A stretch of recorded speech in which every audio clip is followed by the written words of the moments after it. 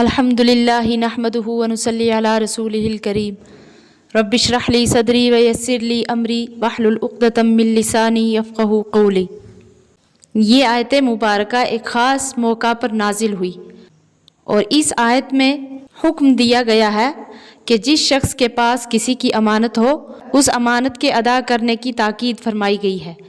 اعوذ باللہ من الشیطان الرجیم، بسم اللہ الرحمن الرحیم۔ ان اللہ یأمرکم ان تؤدوا الامانات الی اہلہا، بے شک اللہ تم کو فرماتا ہے کہ پہنچا دو امانتیں امانت والوں کو، یعنی اللہ تعالیٰ تم کو حکم دیتا ہے کہ امانتیں ان کے مستحقین کو پہنچایا کرو۔ اس حکم کا مخاطب یہ بھی ہو سکتا ہے کہ عام مسلمان ہوں، اور یہ بھی احتمال ہے کہ خاص امراء اور حکام مخاطب ہوں۔ اگرچہ یہ آیت ایک خاص موقع میں نازل ہوئی، لیکن اس آیت کا مخاطب ہر وہ شخص ہے جو کسی امانت کا امین ہو۔ اس میں عوام بھی داخل ہیں اور حکام بھی۔ تو اس آیت کے نزول کا ایک خاص واقعہ ہے کہ کعبہ کی خدمت اسلام سے پہلے بھی بڑی عزت سمجھی جاتی تھی، اور جو لوگ بیت اللہ کی کسی خاص خدمت کے لیے منتخب ہوتے تھے وہ پوری قوم میں معزز اور ممتاز مانے جاتے تھے۔ اسی لیے بیت اللہ کی مختلف خدمتیں مختلف لوگوں میں تقسیم کی جاتی تھی۔ تو زمانہ جاہلیت سے ایام حج میں حجاج کو زمزم کا پانی پلانے کی خدمت حضرت صلی اللہ علیہ وسلم کے محترم چچا حضرت عباس رضی اللہ عنہ کے سپرد تھی، جس کو سقایا کہا جاتا تھا۔ اسی طرح اور بعض خدمتیں حضرت صلی اللہ علیہ وسلم کے دوسرے چچا ابو طالب کے سپرد تھیں۔ اسی طرح بیت اللہ کی کنجی رکھنا اور مقررہ ایام میں کھولنا بند کرنا یہ عثمان بن طلحہ رضی اللہ عنہ سے متعلق تھا۔ عثمان بن طلحہ کا اپنا بیان ہے کہ زمانہ جاہلیت میں ہم پیر اور جمعرات کے روز بیت اللہ کو کھولا کرتے تھے اور لوگ اس میں داخل ہونے کی سعادت حاصل کرتے تھے۔ ہجرت سے پہلے ایک روز رسول کریم صلی اللہ علیہ وسلم اپنے کچھ صحابہ کے ساتھ بیت اللہ میں داخل ہونے کے لیے تشریف لائے۔ اس وقت تک عثمان بن طلحہ اسلام میں داخل نہیں ہوئے تھے۔ انہوں نے حضرت صلی اللہ علیہ وسلم کو اندر جانے سے روکا اور انتہائی ترشی دکھائی، تو آپ صلی اللہ علیہ وسلم نے بڑی بردباری کے ساتھ ان کے سخت کلمات کو برداشت کیا۔ پھر فرمایا، اے عثمان، شاید تم ایک روز یہ بیت اللہ کی کنجی میرے ہاتھ میں دیکھو گے، جب کہ مجھے اختیار ہوگا کہ جس کو چاہوں سپرد کر دوں۔ عثمان بن طلحہ نے کہا کہ اگر ایسا ہو گیا تو قریش ہلاک اور ذلیل ہو جائیں گے۔ آپ صلی اللہ علیہ وسلم نے فرمایا کہ نہیں، اس وقت قریش آباد اور عزت والے ہو جائیں گے۔ آپ صلی اللہ علیہ وسلم یہ کہتے ہوئے بیت اللہ کے اندر تشریف لے گئے۔ اس کے بعد جب میں نے اپنے دل کو ٹٹولا تو مجھے یقین سا ہو گیا کہ آپ صلی اللہ علیہ وسلم نے جو کچھ فرمایا ہے وہ ہو کر رہے گا۔ میں نے اسی وقت مسلمان ہونے کا ارادہ کر لیا، لیکن میں نے اپنی قوم کے تیور بدلے ہوئے پائے۔ وہ سب کے سب مجھے سخت ملامت کرنے لگے، اس لیے میں اپنے ارادہ کو پورا نہ کر سکا۔ جب مکہ فتح ہوا تو رسول اللہ صلی اللہ علیہ وسلم نے مجھے بلا کر بیت اللہ کی کنجی مجھ سے مانگی تو میں نے پیش کر دی۔ تو بعض روایات میں ہے کہ عثمان بن طلحہ کنجی لے کر بیت اللہ کے اوپر چڑھ گئے تھے۔ حضرت علی رضی اللہ عنہ نے آپ صلی اللہ علیہ وسلم کے حکم کی تعمیل کے لیے زبردستی کنجی ان کے ہاتھ سے لے کر حضرت صلی اللہ علیہ وسلم کو دے دی تھی۔ بیت اللہ میں داخلہ اور وہاں نماز ادا کرنے کے بعد جب حضرت صلی اللہ علیہ وسلم باہر تشریف لائے تو پھر کنجی مجھ کو واپس کرتے ہوئے فرمایا کہ لو، اب یہ کنجی ہمیشہ تمہارے ہی خاندان کے پاس قیامت تک رہے گی۔ جو شخص تم سے یہ کنجی لے گا وہ ظالم ہوگا۔ مقصد یہ تھا کہ کسی دوسرے شخص کو اس کا حق نہیں کہ تم سے یہ کنجی لے لے۔ اسی کے ساتھ یہ ہدایت فرمائی کہ بیت اللہ کی اس خدمت کے صلہ میں تمہیں جو مال مل جائے اس کو شرعی قاعدہ کے موافق استعمال کرو۔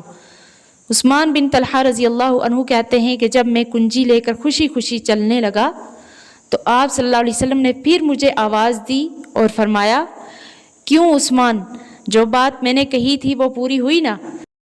تو اب مجھے وہ بات یاد آ گئی جو حضرت صلی اللہ علیہ وسلم نے ہجرت سے پہلے فرمائی تھی کہ ایک روز تم یہ کنجی میرے ہاتھ میں دیکھو گے۔ میں نے عرض کیا کہ بے شک آپ صلی اللہ علیہ وسلم کا ارشاد پورا ہوا، اور اس وقت میں کلمہ پڑھ کر مسلمان ہو گیا۔ تو حضرت فاروق اعظم عمر بن خطاب رضی اللہ عنہ فرماتے ہیں کہ اس روز جب حضرت صلی اللہ علیہ وسلم بیت اللہ سے باہر تشریف لائے تو یہ آیت آپ صلی اللہ علیہ وسلم کی زبان پر تھی، ان اللہ یأمرکم ان تؤدوا الامانات الی اہلہا۔ اس سے پہلے میں نے یہ آیت کبھی آپ صلی اللہ علیہ وسلم سے نہ سنی تھی۔ ظاہر ہے کہ یہ آیت اس وقت کعبہ کے اندر میں نازل ہوئی تھی۔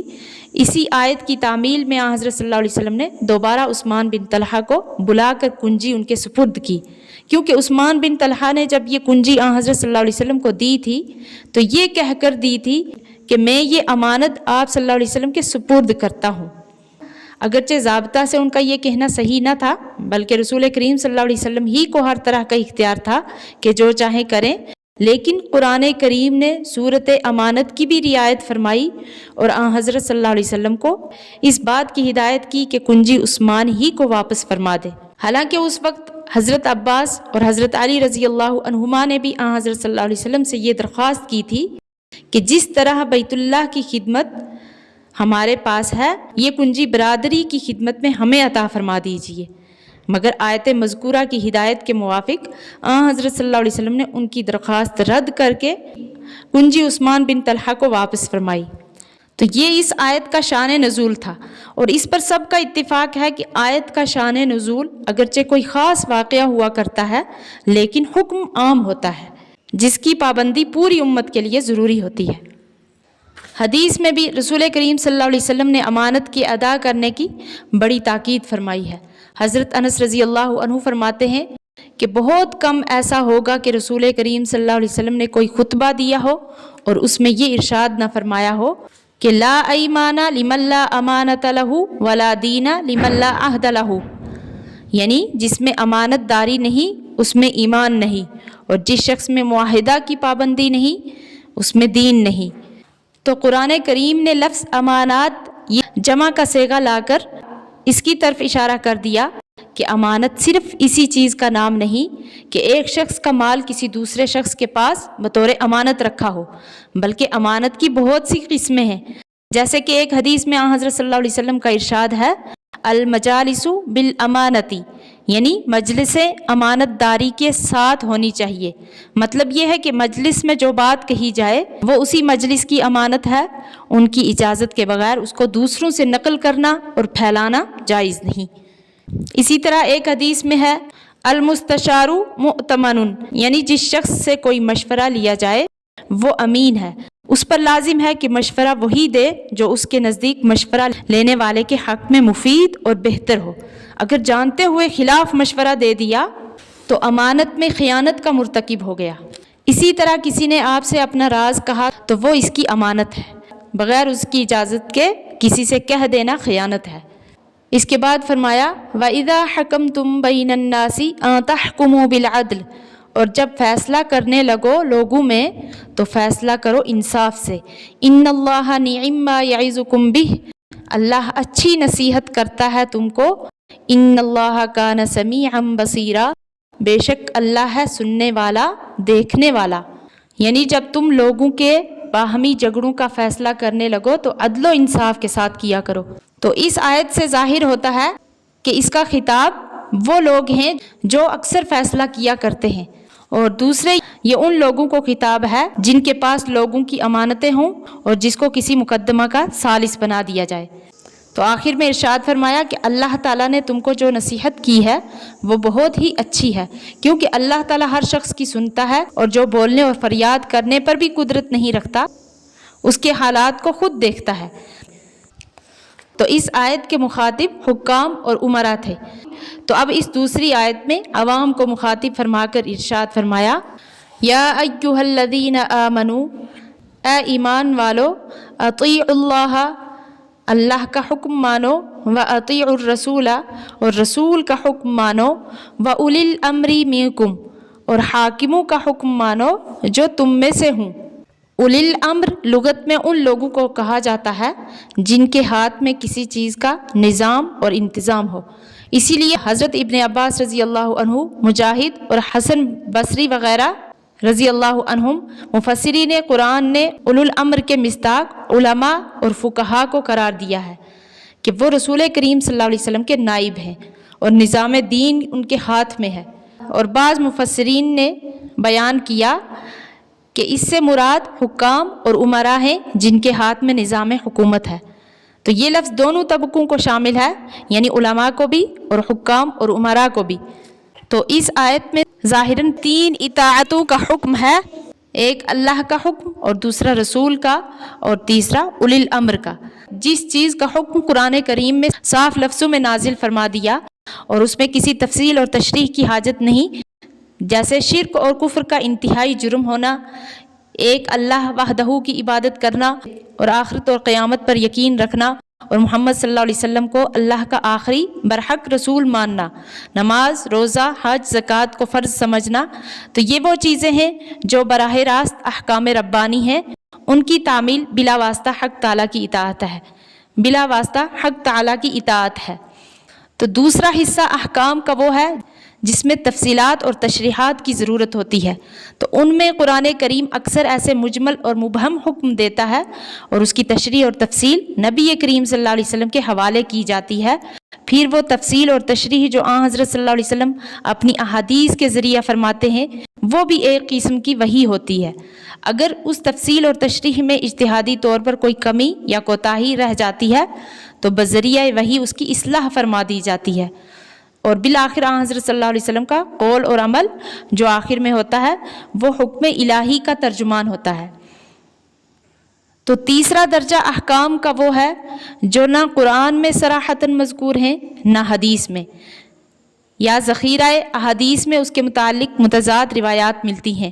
تو ایسے احکام میں علماء مجتہدین قرآن اور سنت کے منصوصات اور زیر غور مسئلہ کے نظائر میں غور و فکر کر کے ان کا حکم تلاش کرتے ہیں۔ تو ان احکام کی اطاعت بھی اگرچہ حقیقت کے اعتبار سے قرآن اور سنت سے ہی فائدہ حاصل کرنے کی وجہ سے اطاعت خداوندی ہی کی ایک فرد ہے، تو یہ اطاعت بھی در حقیقت اللہ جل شانہ کے احکام ہی کی اطاعت ہے، لیکن ظاہری سطح کے اعتبار سے یہ احکام نہ قرآن میں ہے نہ سنت میں، بلکہ ان کا بیان یا علماء کی طرف سے ہو یا حکام کی طرف سے۔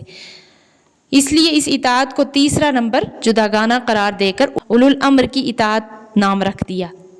اور آگے فرمایا فَإِن تَنَازَعْتُمْ فِي شَيْءٍ فَرُدُّوهُ إِلَى اللَّهِ وَالرَّسُولِ، پھر اگر جھگڑ پڑو کسی چیز میں تو اس کو رجوع کرو اللہ کی طرف اور رسول کی طرف۔ إِن كُنتُمْ تُؤْمِنُونَ بِاللَّهِ وَالْيَوْمِ الْآخِرِ، اگر یقین رکھتے ہو اللہ پر اور قیامت کے دن پر۔ ذَلِكَ خَيْرٌ وَأَحْسَنُ تَأْوِيلًا، یہ بات اچھی ہے اور بہت بہتر ہے اس کا انجام۔ اس آیت میں اللہ تعالیٰ نے حکم دیا ہے کہ اگر تمہارا کسی امر کے بارے میں اختلاف ہو جائے تو تم اللہ اور رسول کی جانب رجوع کرو اور ان سے جیسا فتویٰ ملے اس پر سب محکوم اور حکام عمل کر لیا کرو۔ تو کتاب و سنت کی طرف رجوع کرنے کی 2 صورتیں ہیں، ایک یہ کہ کتاب اور سنت کے احکام منصوصہ کی جانب رجوع کیا جائے، دوسری صورت یہ ہے کہ اگر احکام منصوصہ موجود نہیں ہیں تو ان کی مثالوں پر قیاس کر کے رجوع کیا جائے۔ فردوہ کے الفاظ عام ہیں جو دونوں صورتوں کو شامل ہیں۔ اللہ تعالیٰ صحیح سمجھنے کی توفیق عطا فرمائے، آمین۔